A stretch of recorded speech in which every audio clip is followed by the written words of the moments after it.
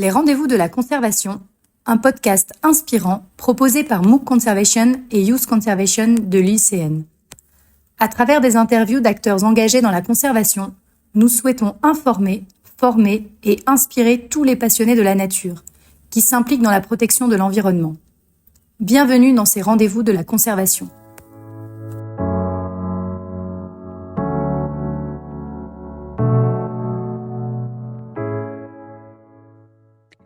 Bienvenue dans ce nouvel épisode des Rendez-vous de la conservation, le podcast qui donne la parole aux acteurs de terrain engagés pour la protection de la nature en Afrique et au-delà.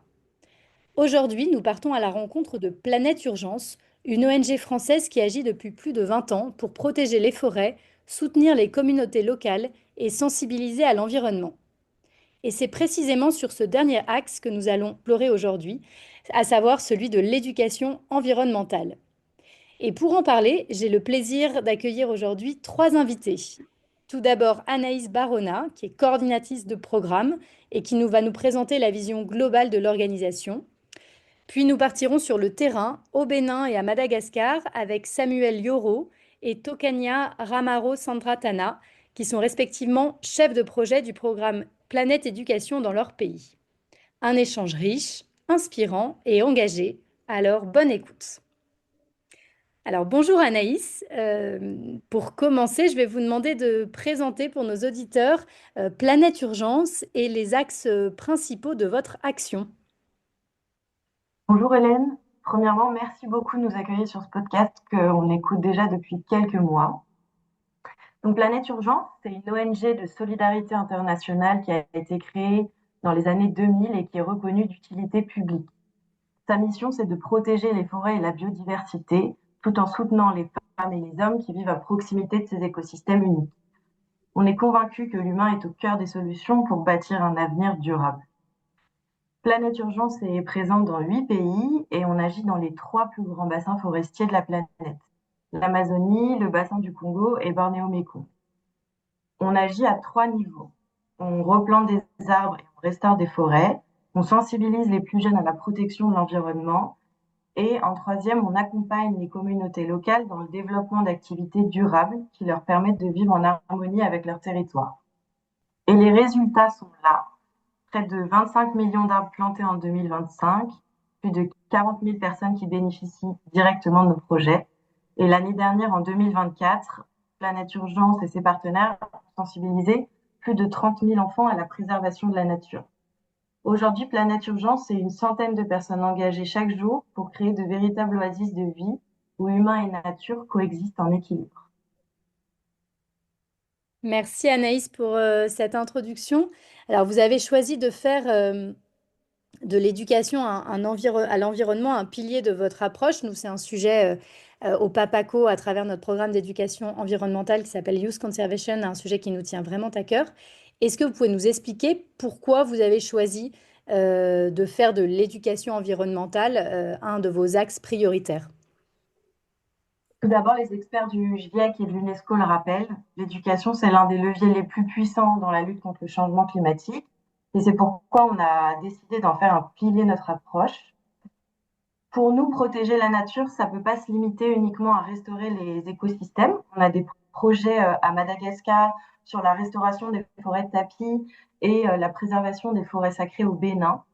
Mais on pense que pour que ces efforts aient un impact durable, il faut favoriser une prise de conscience partagée et construire ensemble de nouvelles façons d'agir. C'est pour cela qu'on a placé la sensibilisation au cœur de notre démarche, en particulier auprès des jeunes. Les enfants et les adolescents d'aujourd'hui seront les citoyens, les décideurs et les gardiens de demain. Donc, en cultivant avec eux dès aujourd'hui des savoirs et des pratiques qui valorisent le respect de l'environnement, on prépare une génération capable de prendre soin de son environnement. Nos actions de sensibilisation, elles se déploient auprès du grand public sur tous nos projets. Aujourd'hui, chez Planète Urgence, on a 12 projets en cours. Donc, on mène des séances de sensibilisation dans les villages, à travers des campagnes locales, mais aussi lors de différents événements qui permettent de mobiliser largement les populations. Et parmi ces 12 projets, on a 2 projets spécifiquement dédiés en milieu scolaire. Alors, je crois que c'est notamment le projet ou programme Planète Éducation. Est-ce que vous nous expliquez comment est né ce programme et qu'est-ce qu'il vise à accomplir sur le terrain?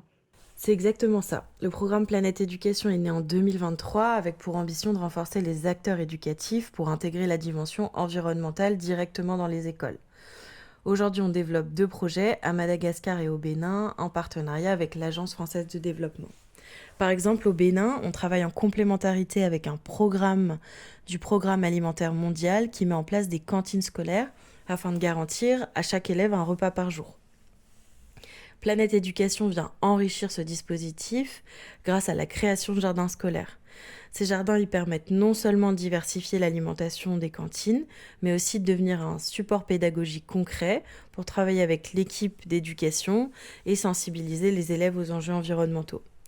Ce qui est important à savoir, c'est que le programme s'adapte toujours aux réalités du terrain. On travaille en étroite collaboration avec les services étatiques et dans une logique de non-substitution.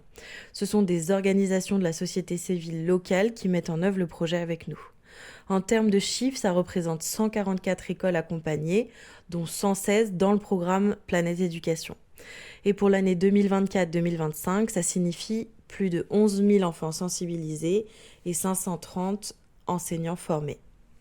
Merci Anaïs, c'est très intéressant et de beaux résultats sur le terrain. Et justement, aujourd'hui, j'ai la joie de recevoir deux de vos chefs de projet du programme Planète Éducation à Madagascar et au Bénin. Donc, on va pouvoir creuser maintenant ensemble ces projets et ces réalisations sur le terrain. Je vais m'adresser tout d'abord à vous, Tokania, qui êtes à Madagascar. Est-ce que vous pouvez nous expliquer un peu quels sont les enjeux locaux autour de la préservation de l'environnement et de la sensibilisation des plus jeunes? Il faut savoir que Madagascar possède une biodiversité exceptionnelle avec un taux d'endémisme très élevé et c'est également une zone de conservation prioritaire en raison du grand nombre d'espèces menacées d'extinction dans le pays. Afin de contribuer à préserver cet environnement fragile, le gouvernement a lancé un plan sectoriel de l'éducation au sein duquel le REDD ou l'éducation relative à l'environnement et au développement durable a trouvé son ancrage. Cet engagement se traduit par l'intégration de contenus pédagogiques relatifs à l'environnement dans les manuels scolaires à travers une approche didactique adaptée dès le plus jeune âge.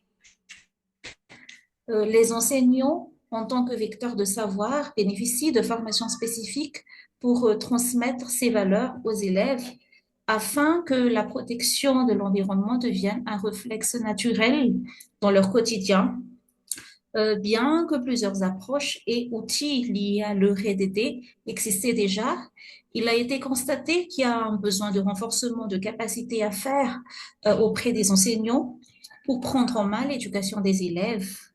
Ainsi, Planète Urgence intervient afin d'autonomiser ces acteurs locaux pour sensibiliser et engager les enfants à la protection de leur environnement, et notamment le climat, la biodiversité et les forêts.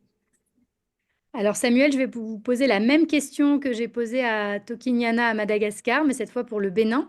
Quel est le contexte environnemental dans les zones où vous intervenez? Ok, et merci beaucoup pour cette question. Il faut dire que le Bénin fait face à de sérieux enjeux environnementaux liés à la déforestation, la dégradation des terres et à la perte de la biodiversité avec une disparition annuelle estimée à 115 000 hectares de forêt. Il faut dire à ce sujet que le taux annuel de déforestation est parmi les plus élevés en Afrique de l'Ouest, ce qui attire l'attention de toute la communauté. Donc, il faut dire qu'il y a environ 2 à 2,2% par an entre 2005 et 2015. En dehors de ça, il faut aussi noter que l'érosion côtière constitue un autre défi majeur affectant plus de 30% du littoral et provoquant par endroits un recul du trait de côte de près de 10 mètres par an, selon l'une des études menées par la Banque mondiale. À cela s'ajoute une gestion insuffisante des déchets dans des grandes villes telles que Cotonou, Parakou et environ, et qui entraîne des pollutions de sol et des eaux. La progression constante des emballages plastiques jetés et dans la nature. Il faut dire que chaque année, on enregistre plus de 72 000 tonnes. Et pour ce qui concerne les changements climatiques, il faut dire que ces changements climatiques-là accentuent la vulnérabilité du pays à travers des inondations récurrentes dans le sud et des sécheresses dans le nord, mettant en péril la production agricole qui fait vivre plus de 70% de la population. Donc, c'est vrai que l'État béninois a adopté des cadres comme la politique nationale de l'environnement en 2001 et qui a été révisée en 2017 et le plan national d'adaptation au changement climatique et mobilise le Fonds national pour l'environnement et le climat pour financer des actions de résilience. Voilà, par rapport à ça, il faut aussi dire que des inondations dévastatrices qui ont secoué le pays en 2010 et qui ont fait plus de 43 morts, vous voyez. Donc, voilà les conditions qui ont poussé quand même Planète Urgence à initier le projet Planète Éducation.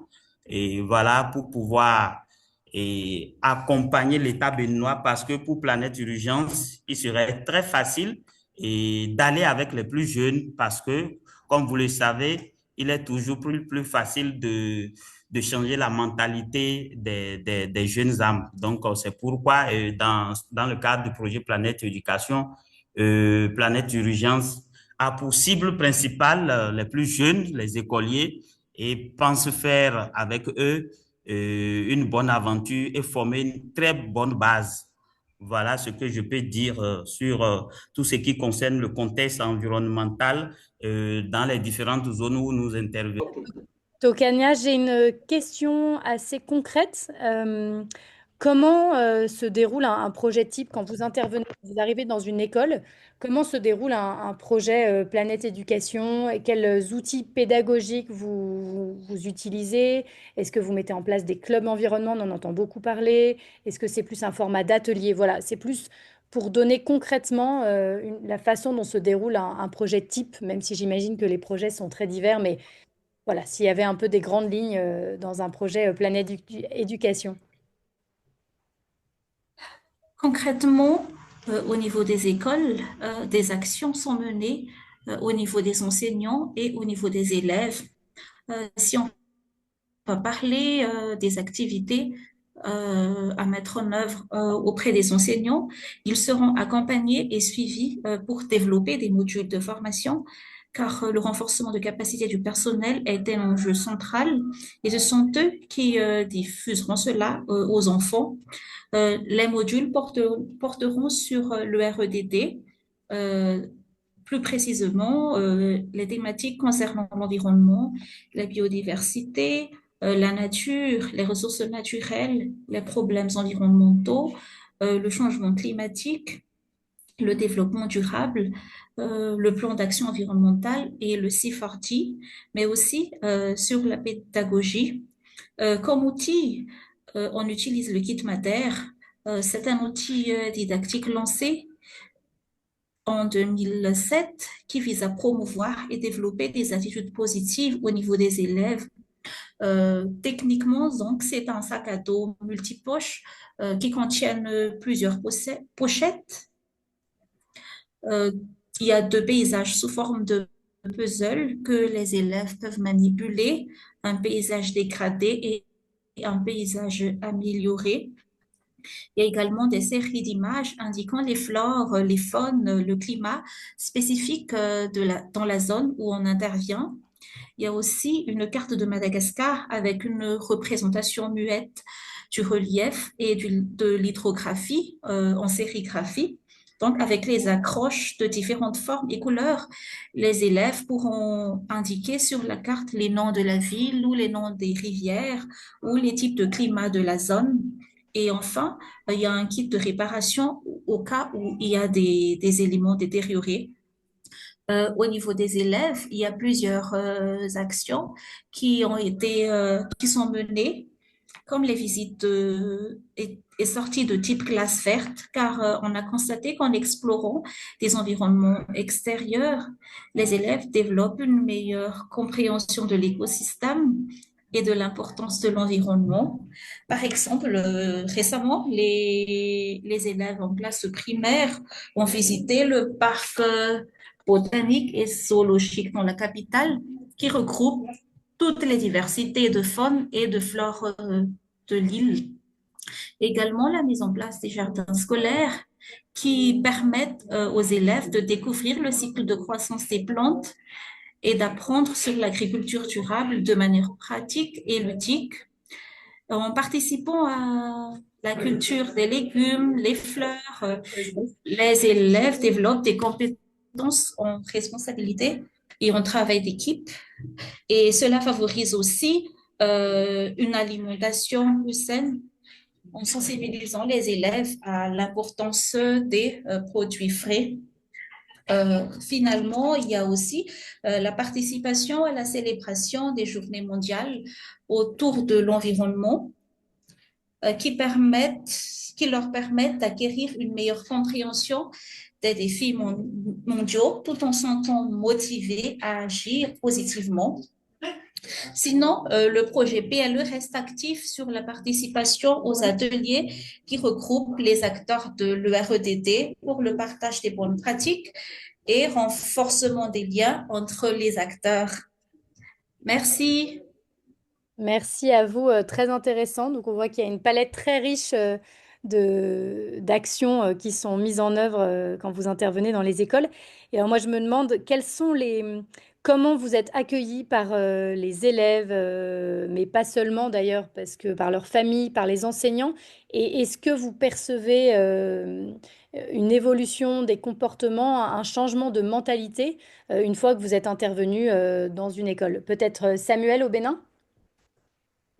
Et par rapport aux réactions, il faut dire qu'au niveau des enseignants, on observe un accueil positif parce que les enseignants apprécient que le projet apporte des outils pédagogiques concrets sur l'éducation à l'environnement et au développement durable. Et en dehors de ça, comme réaction, vous avez l'appropriation progressive.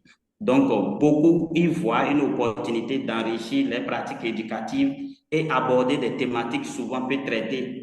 Vous voyez, la plupart des écoles, les enseignants n'abordent pas souvent des notions liées à l'environnement et au développement durable parce qu'ils ne possèdent pas d'outils adéquats pour le faire. Donc, des thématiques comme le climat, la biodiversité, la gestion des déchets plastiques et le reboisement.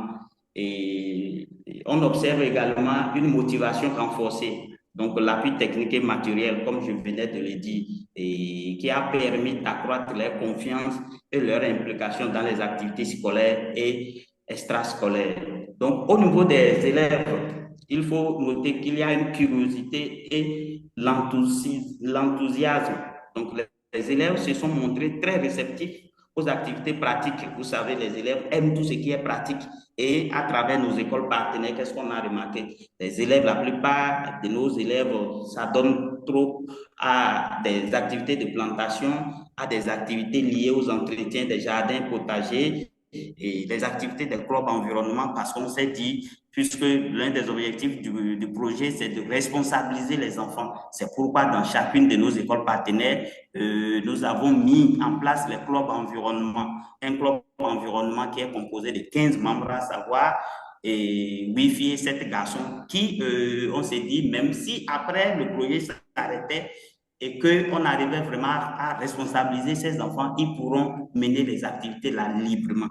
Donc, voilà, en dehors de ça, il faut noter qu'on observe également un changement de comportement. Donc, aujourd'hui, dans nos différentes écoles, et nous avons l'adoption de gestes simples, comme ne plus jeter les déchets dans la cour. Donc, avant, et quand vous allez dans ces écoles-là, vous allez constater qu'il y a assez de déchets plastiques qui traînent un peu partout. Aujourd'hui, avec le projet Planète Éducation, et qui a vraiment mis le matériel adéquat à la disposition des écoles, à savoir le matériel de ramassage des déchets plastiques composé de poubelles métalliques, de râteaux, tout ce que vous vous savez. Et aujourd'hui, les cours là sont très propres. Et le sentiment de responsabilité, comme je le disais, émergence d'un discours écologique chez les enfants qui deviennent de véritables ambassadeurs de l'environnement auprès de leurs camarades et familles. C'est pour dire quoi? Aujourd'hui, dans les écoles où nous intervenons, les enfants, non seulement pour l'école, ont quand même des messages très forts en matière de l'éducation à l'environnement et au développement durable qui, après les sensibilisations, ramènent ces messages-là auprès de leurs parents pour également les sensibiliser sur des bons comportements qu'un être humain doit avoir en face de son environnement. Maintenant, la réaction des familles et communautés. Et déjà, il faut noter qu'il y a une fierté et adhésion. De nombreux parents apprécient de voir leurs enfants valorisés et impliqués dans des actions citoyennes. Par exemple, vous voyez, et ces enfants des membres du club environnement là organisent chaque fois, et surtout les mercredis soirs, parce qu'au Bénin, ici, les mercredis, il n'y a pas souvent de cours, ils organisent des séances de ramassage. Donc, appuyés par l'association des parents d'élèves du milieu, ils identifient un lieu public où, avec le matériel que le projet a mis à leur disposition, ils essaient quand même d'aller sensibiliser en faisant l'activité. C'est très, très important. Et participation indirecte, certaines familles commencent à intégrer les bonnes pratiques. Et voilà, telles que la plantation d'arbres, gestion des déchets sous influence de leurs enfants. Vous savez, et dans ce projet-là, on organise chaque 1er juin une grande journée de l'arbre dans chacune des écoles partenaires.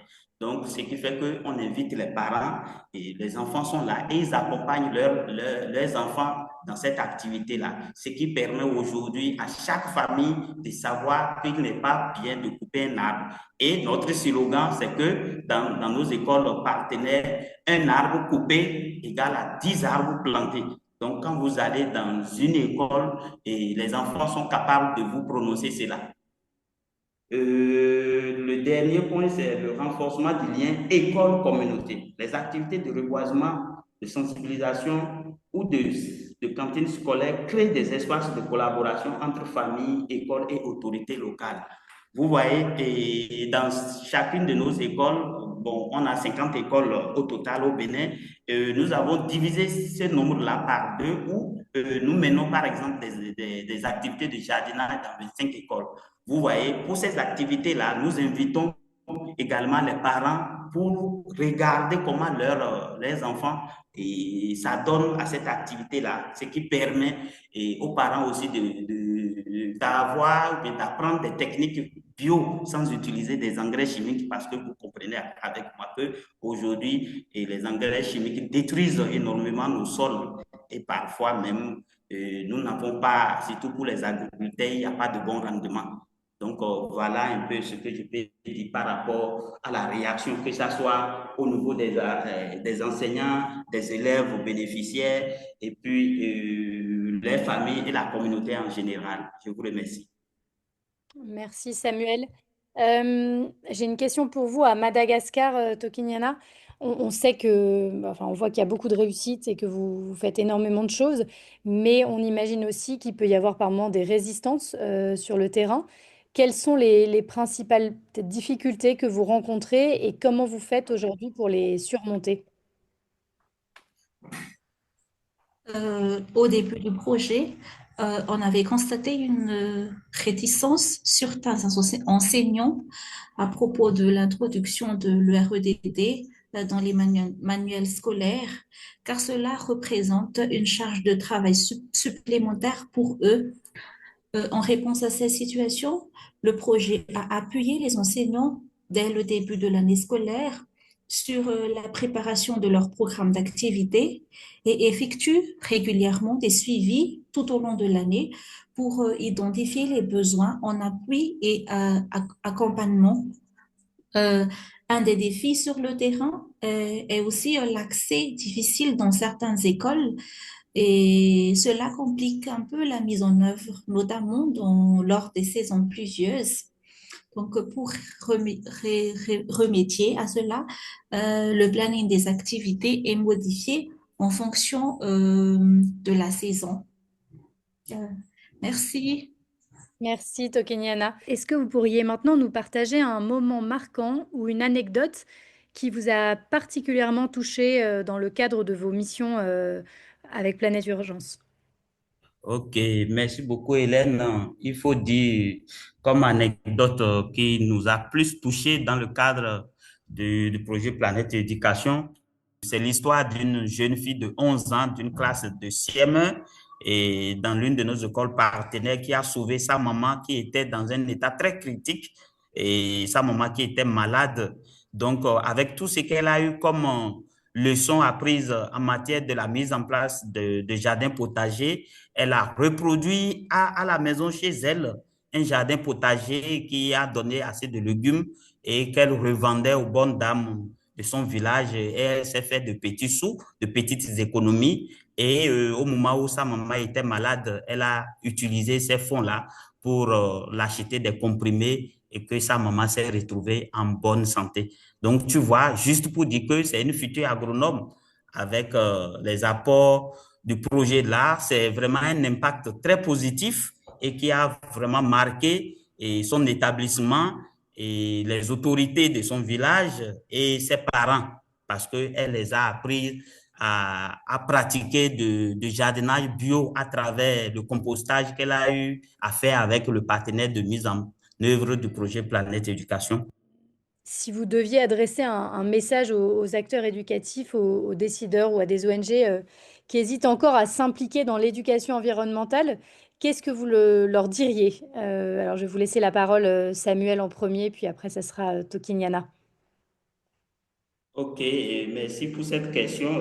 Je pense que si aujourd'hui, et moi, Samuel Yoro, en tant que chef projet, je devrais adresser un message aux acteurs éducatifs, aux décideurs ou aux ONG, et je dirais ceci. Au Bénin, l'avenir de nos enfants et la protection de nos terres, forêts et ressources naturelles dépendent de ce que nous enseignons aujourd'hui. L'éducation environnementale n'est plus un luxe, c'est une urgence. Chaque savoir transmis à l'école est une graine de résilience face au changement climatique. Chaque action éducative est un pas vers des communautés plus fortes et durables. Enseignants, décideurs, ONG béninoises, votre engagement aujourd'hui façonne le Bénin de demain. Agissons ensemble pour former des citoyens conscients, responsables et capables de protéger notre environnement. Et cela me fait penser à à un philosophe et agriculteur français, Pierre Rabhi, qui disait ceci: quelle planète laisserons-nous à nos enfants, mais aussi quels enfants laisserons-nous à la planète? Ceci pour dire que voilà, cette situation soulève une question fondamentale sur notre responsabilité envers des générations futures et la planète. Elle invite à réfléchir sur les conséquences de nos actions actuelles sur l'environnement et sur la manière dont nous pouvons préserver des ressources naturelles pour des générations à venir. Elle souligne également l'importance de l'éducation et de l'engagement collectif pour assurer un avenir durable. Voilà, je vous remercie. C'est moi qui vous remercie, Samuel. Tokinyana, est-ce que vous auriez aussi un message à adresser aux acteurs éducatifs? Euh, Moi, je dirais tous, y compris les enfants, ont un rôle à jouer dans la préservation de l'environnement. Ainsi, initier les enfants à l'éducation environnementale constitue non seulement un apport de connaissances, mais aussi la remise des moyens nécessaires pour sauvegarder leur futur et celui de notre planète. Merci. Merci à tous les trois. Merci Anaïs, Samuel, Tokiana pour ce bel échange. Grâce à vos témoignages, on comprend à quel point l'éducation environnementale dès le plus jeune âge est un levier essentiel pour bâtir des sociétés durables et résilientes. Le programme Planète d'éducation ensemence ces graines de la conscience écologique dans les écoles de Madagascar et du Bénin, mais pas que, hein. On sait que vous intervenez dans d'autres pays, participe activement à cette transformation. Alors, si vous souhaitez en savoir plus ou entrer en contact avec Planète Urgence, toutes les informations sont en description de cet épisode. Merci pour votre écoute et n'hésitez pas à partager ce podcast autour de vous et à très bientôt pour un nouvel épisode des Rendez-vous de la conservation. Merci et très bonne journée à tous. Merci.